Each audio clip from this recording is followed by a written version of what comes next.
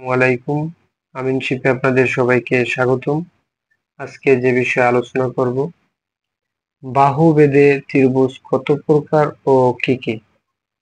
বাহুবেদে ত্রিভুজ 3 প্রকার, যেমন সমবাহু ত্রিভুজ, সমদ্বিবাহু ত্রিভুজ, বিষমবাহু ত্রিভুজ।